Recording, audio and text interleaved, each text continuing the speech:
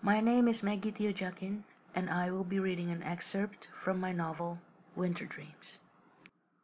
Prologue. The things that happened in this story happened over a decade ago. America was a different country then. Hell, I suppose the world was different then. But what is true of the past and the future is also true of the present. Those days were nothing like today, and today is certainly far removed from tomorrow. I was 21 in that year, the year of the millennium bug, when I set out on a journey to America. It was the beginning of a new age, and a fine time to be young and able when nothing seemed impossible. So many stories have been written of one's journey through the great continent aiming to conquer the American dream. This isn't one of those stories. To be fair, it wasn't that kind of time.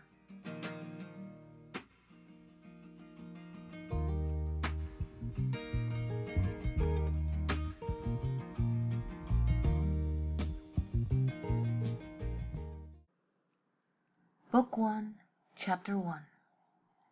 On the plane, I sat next to a woman and her teenage daughter. The girl was only slightly older than my younger sister Shauna's, who was about 14 at that time. Both mother and daughter were dressed in matching attires, Red Sox jerseys, denim pants, and brown wedges. They even sported the same hairstyles as only mother-daughter or twin siblings could without inviting too many questions. We had been in the air for some time when suddenly the mother started talking about what life is like in Negara Orang, a foreign country, or, to be exact, someone else's country. It was a private conversation wherein the mother attempted to impart wisdom to her daughter by recounting her own experiences living away from home in her younger years. She said things like, "You must not forget to always say please, thanks, and sorry." And, "You must not behave the way you do back home. Don't use coarse language, don't say things you don't mean, don't talk back." And finally, "People may laugh at your strong bond with God. They may even try to convince you to abandon Him. Let them. But you stick with God, you hear me? He must always be your priority." At this moment the mother turned to me as if seeking validation, and I gave her a smile, the kind you dispense when you can't be bothered to make a comment. After a while, the girl stopped listening and instead focused on her own reading. It was almost midnight in Jakarta and I was very tired, so I unwrapped the blanket pouch and was getting ready to settle into the least uncomfortable sleeping position when the mother decided to strike up a conversation. She asked me where I was going, and after I had told her my final destination, she was especially thrilled that we were heading to the same city, quickly assumed I was in college. The woman wanted to know what year I was in, and whether I was traveling back to the United States after spending my spring back home in Indonesia. "Senior year," I lied. "Where?" "Harvard." Another lie. The woman smiled. She turned to her daughter, tapping her arm excitedly. "You must study hard like Kakak here. Hopefully, you'll be able to go to Harvard as well." "Is this her first time going to the U.S.?" I asked, glancing at the mother and then the daughter. The girl blushed when our eyes met. Her dark, long, wavy hair reminded me of Rapunzel. I extended my hand to both of them and introduced myself. "I'm Nikki." The mother confirmed to me that yes, it was her daughter's first trip to the U.S. and added proudly that she had already been enrolled at Windsor School for the next 2 years. She went on to tell me how hard it is to be accepted at Windsor. Then she told me about the time she had studied at Radcliffe and how she had met her husband, the girl's father, while he did his research at the Kennedy School. "So you see, Harvard is very important to our family," she said. "Sure." The daughter didn't seem all that impressed by or interested in the conversation. She mostly kept her head down, reading a paperback novel whose pages were crimped around the edges. "You must be one of only a handful of Indonesian students at Harvard," said the mother. "It's a tough school to get into, even for Americans." "Maybe. I never really did a head count." The woman laughed. "That's funny. Thanks. You're funny. I do try. I bet you got into Harvard on scholarship." I was having so much fun I could not stop, so I said, "How'd you guess?" "You seem like a really smart young man." "Well, do you have a girlfriend?" I don't mean to pry. It's complicated," I said. "I'm saying relationships are hard. Listen, yeah. Don't go out with Americans," she warned me. "They don't understand our culture." "Which part? Trust me on this." "Okay." Are you Christian? Why? You sound like one. Is that so? But are you? Only on paper. What does that mean? I don't go to church or pray. Why not? I just don't. But you believe in Jesus. I believe in a lot of things. What's your major? Journalism. You want to be a journalist? I shrugged. Sure.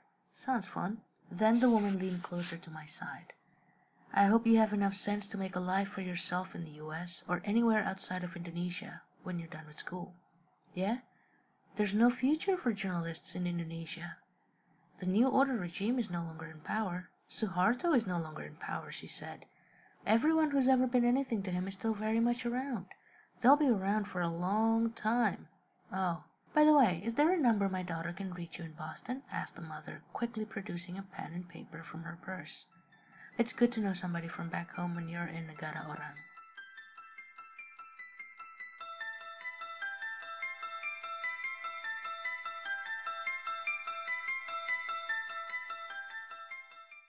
"35,000 feet above the Atlantic, a female flight attendant placed a breakfast tray on my folding table. Eggs, sausages, hash browns, toast, and chocolate pudding. My back was stiff and my legs were numb. I asked for a cup of apple juice, no ice. The lights in the cabin turned dim again after the trays were collected.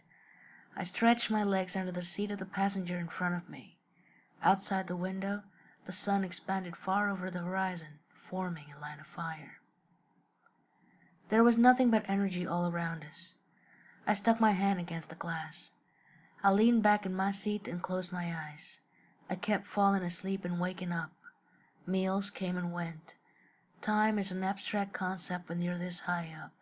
You lose your identity. Until the plane lands on solid ground, you are free to recreate yourself.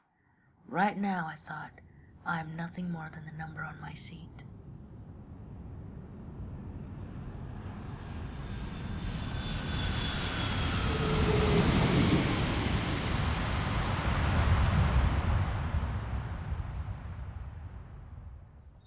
Name? Nikki Efrumpa. What's the purpose of your trip to the United States? Visiting relatives. And how long will you be staying, sir?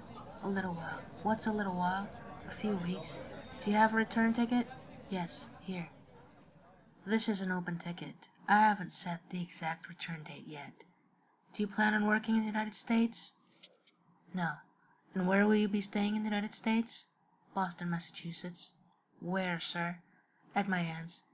Have you been to the United States before? No. She asked for my signature at the bottom of a white form and handed me a pen. I said signature, sir. This is my signature. Your signature should read like your name. This is not your name. I don't know what this is. It's my signature. The woman shook her head and slammed the bottom of the stamp across the empty page in my passport. Next! I sat on a plastic chair facing the large window inside the terminal where I was supposed to wait for a connecting flight to Boston. It was snowing heavily outside.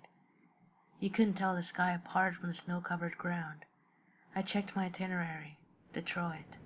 I had been in the air for more than 20 hours. I was neither awake nor asleep.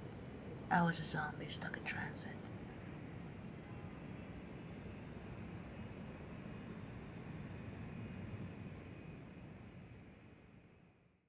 Tante Risma waved a little too excitedly when she spotted me outside the gate. Her husband, Frank Abbott, stood next to her, with a huge grin on his face. I had never seen Frank before. He was tall and stocky and a little bit shy. He offered to carry my luggage. Tante Risma put one arm around my shoulders and asked about my flight. I said it was all right. When we got to the parking lot, the wind blew hard and I did my damnedest to stop my teeth from chattering. Tante Risma opened the car door for me.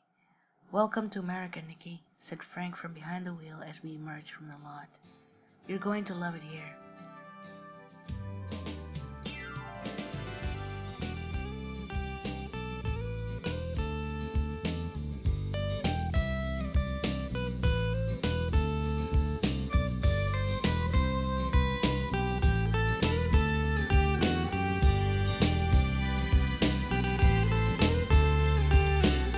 Kala aku sedang sendiri, ku coba renungi, ingin apa aku ini. Tak pernah mengerti sampai kini ku sadari aku tetap tak peduli, hanya aku jalani hidup ini. Oh, yeah. Ku duduk dalam sepi, ku melamun sendiri. Mau apa aku ini? Tak ku pahami. Semua orang pasti ingin dapat raih bahagia. Kalau hanya itu aku pun telah mengerti.